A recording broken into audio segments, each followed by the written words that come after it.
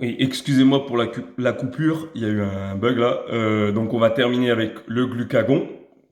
Ok, donc le glucagon, logiquement, vous allez comprendre, il va avoir tous les effets inverses de l'insuline. Ça va fonctionner tout à l'inverse de l'insuline. Ok, donc c'est une hormone polypeptidique, pareil, sécrétée par les cellules alpha des îlots de Langerhans, situées sur le pancréas. Donc sécrétée par la même glande thyroïdienne, pardon, la même glande endocrine. Oula, je commence à être fatigué là, il faut que ça s'arrête. Donc la même glande endocrine qui est le pancréas, d'accord? Sauf qu'au lieu d'être sécrétée par les cellules bêta, c'est les cellules alpha pour le glucagon.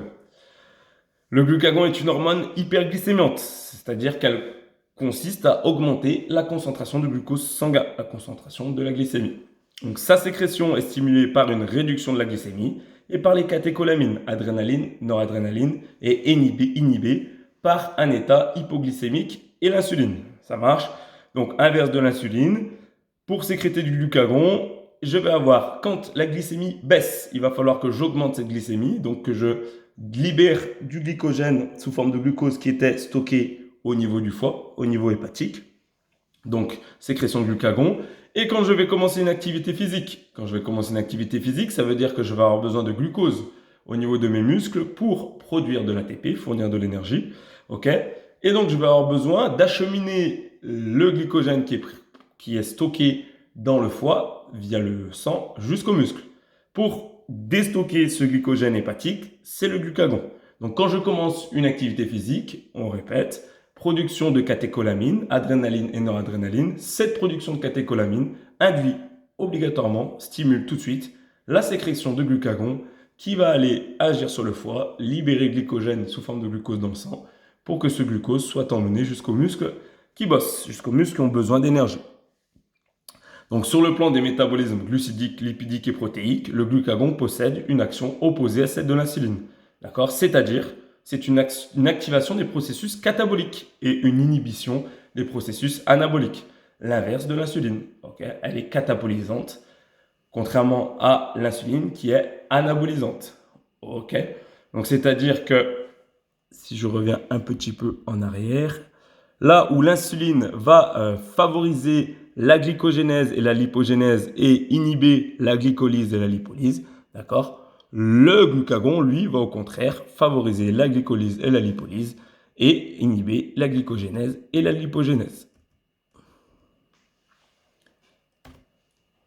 Donc au cours de l'exercice, la sécrétion de glucagon est principalement liée à l'évolution de la glycémie. Alors attention sur le chiffre que je vais donner là, c'est juste, alors, retenez pas le temps, c'est juste pour que vous compreniez, ok, sur un exercice à intensité modérée, ok, donc on va dire inférieur à 45 minutes, la glucagonémie, pardon, reste relativement stable pour ces efforts-là, ok, donc inférieur à 45 minutes. On sait que sur des efforts à intensité modérée inférieure à 45 minutes, c'est le glucose qui va être substrat énergétique principal, d'accord? Mais les réserves glycogéniques qu'on va avoir dans les muscles et dans le sang vont suffire, en tous les cas, vont couvrir une bonne partie des apports. Par contre, si on poursuit l'effort longtemps, il va y avoir une chute de la glycémie qui va stimuler la sécrétion pancréatique de glucagon, de manière à augmenter la glycogénolyse hépatique et favoriser l'élévation du taux de glucose sanguin. D'accord? Donc quand je poursuis l'effort, peu importe le temps, ce que vous retenez, c'est que quand mes réserves de glycogène musculaire et ma glycémie commencent à chuter de manière significative, je vais avoir une stimulation du pancréas qui va libérer du glucagon. Ça va augmenter la glycogénolyse hépatique, c'est-à-dire le glycogène qui est stocké au niveau du foie va être déstocké, ok, donc détruit, entre guillemets, pas détruit, je n'aime pas ce mot, mais en tout cas transformé sous forme de glucose pour venir dans le sang et réaugmenter la glycémie sanguine. Okay? Forcément, un apport glucosé au cours de l'effort aura un impact inhibiteur sur la sécrétion de glucagon. Effet inverse à l'insuline. Quand au cours de l'effort, je consomme du glucose, d'accord, j'augmente immédiatement ma glycémie, ce qui évite d'avoir besoin de venir chercher du glycogène hépatique. Donc ça inhibe la sécrétion de glucagon. Donc, impact des régulations hormonales et des apports alimentaires. Oh, pardon, je stabilise l'édifice. Impact des régulations hormonales et des apports alimentaires sur les stratégies nutritionnelles. Okay. L'utilisation des glucides à index glycémique élevé dans la période post-entraînement, d'accord, après entraînement, ça induit un pic de glycémie. Ça entraîne une forte réponse insulinique, pardon, ok, forcément, si je consomme un index glycémique élevé après l'entraînement, gros pic d'insuline, gros pic de glycémie, pardon, donc grosse réponse insulinique, donc gros anabolisme, c'est-à-dire que ça favorise la pénétration des nutriments pour accélérer la phase de récupération énergétique, stock intramusculaire de glycogène et la régénération du tissu musculaire, synthèse protéique, ok.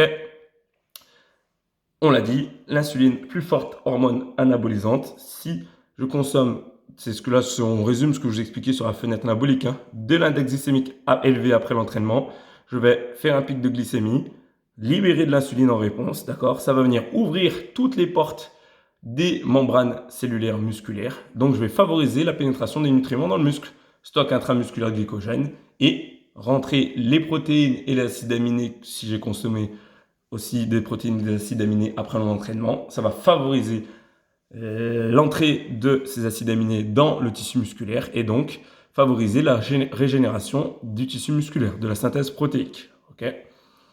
La part des glucides à index glycémique élevé ne doit pas dépasser 15% de l'apport glucide total. Attention quand même, c'est toujours pareil. Si on fait trop de pics d'insuline et on consomme trop d'aliments à index glycémique élevé, je vais avoir des problèmes après sur mes récepteurs à l'insuline, justement, avec le diabète de type 2. On l'a vu, ça, dans les cours du lundi. À force de faire des pics de glycémie, à force de faire des pics d'insuline, je vais venir fatiguer mes fameux récepteurs sur les membranes des cellules. Vous vous souvenez, je vous avais fait un dessin avec des récepteurs qui étaient ronds, d'accord, et à force que l'insuline vienne dedans, ils deviennent carrés, du coup, ils sont plus réceptifs. Donc, je crée une maladie qui s'appelle diabète de type 2. Ok. Trop de pics d'insuline va venir user justement les récepteurs des membranes, les fameux récepteurs spécifiques des membranes, donc musculaires ou peu importe quel organe, et ça va venir user ces récepteurs et créer une maladie qui s'appelle diabète de type 2. L'utilisation des glucides à index glycémique élevé au petit déjeuner. Ok. Source d'énergie rapide pour favoriser la resynthèse du glycogène hépatique à cause de l'absence d'apport au cours de la nuit. D'accord. C'est-à-dire que le matin au petit déjeuner, si j'utilise des glucides à index glycémique élevé, je vais resynthétiser le glycogène hépatique ou musculaire, d'accord, puisque j'en ai pas eu pendant la nuit. Attention, une élévation trop brusque de la glycémie peut entraîner un phénomène d'hypoglycémie réactionnelle. Ça, je vous l'avais expliqué aussi. Ce qu'il faut savoir, c'est que l'insuline, quand elle est libérée, elle régule pas. C'est pas, par exemple, je dois être à 0,8 pour une glycémie normale, d'accord. Je monte à 1,4, l'insuline elle arrive, elle prend pas juste ce qu'il faut pour redescendre à 0,8. Très souvent, elle prend tout. C'est-à-dire qu'elle passe de 1,4 à 0,3 ou 0,4 ou 0,5. Ok, 0,3 on est mort, mais bon, 0,4 ou 0,5, pardon. Ok. Et après, il y a une libération de glucagon qui va venir réguler la glycémie. Donc, quand on va manger, si on mange, il est possible que si on mange de manière trop importante, trop grande quantité, des aliments à index glycémique élevé, on fait une hypoglycémie réactionnelle. D'accord. Ça paraît bizarre parce qu'on se dit merde, j'ai consommé des sucres, mais ça s'explique par ce phénomène hormonal. L'insuline prend tout et après, c'est le glucagon qui régule. Ça, je vous l'avais expliqué aussi quand on avait vu l'insuline et le glucagon, justement. Utilisation des glucides à index glycémique élevé pendant l'effort. Peu de sollicitation de l'appareil digestif, mono ou disaccharides, apparition rapide au niveau sanguin, source d'énergie rapide pour le muscle pendant l'effort. Si je consomme des glucides à index glycémique élevé, d'accord, ça passe très rapidement dans le sang, donc peu de sollicitation de l'appareil digestif parce que on est sur des sucres simples, okay, avec des chaînes courtes. Ça arrive rapidement dans le sang et c'est une source d'énergie rapide pour le muscle parce que du sang va directement jusqu'au muscle. Pas besoin de libérer de glucagon pour aller déstocker du glycogène présent au niveau hépatique. Utilisation des glucides à index glycémique faible en dehors de ces phases. Donc ça évite des fluctuations trop importantes de la glycémie par le biais d'une diffusion progressive des glucides au niveau sanguin. Okay. Ça permet en fait les index glycémiques faibles de réguler la glycémie dans le temps en évitant les jeux, les réactions hormonales. D'accord. Ça permet de réguler une glycémie dans le temps avec une diffusion qui est progressive. Okay. Ça évite des sécrétions trop importantes d'insuline. Donc, du coup, parce que comme on régule avec une diffusion progressive, on évite les pics d'insuline, d'accord, ces pics d'insuline qui vont avoir tendance à favoriser le stockage des glucides sous forme de graisse. Et enfin, la répétition de ces shots insuliniques est à la base de l'apparition de troubles métaboliques entraînant une insulinorésistance ou diabète de type 2. C'est ce que je vous expliquais avant et ce que je vous expliquais dans le cours sur l'insuline et le glucagon. À force de faire des pics d'insuline, des chocs d'insuline, je vais venir créer une insulinorésistance, d'accord? C'est-à-dire que les récepteurs spécifiques à l'insuline sur les membranes des cellules deviennent moins sensibles, résistent, et du coup, ça crée des problèmes puisque l'insuline ne joue plus son rôle.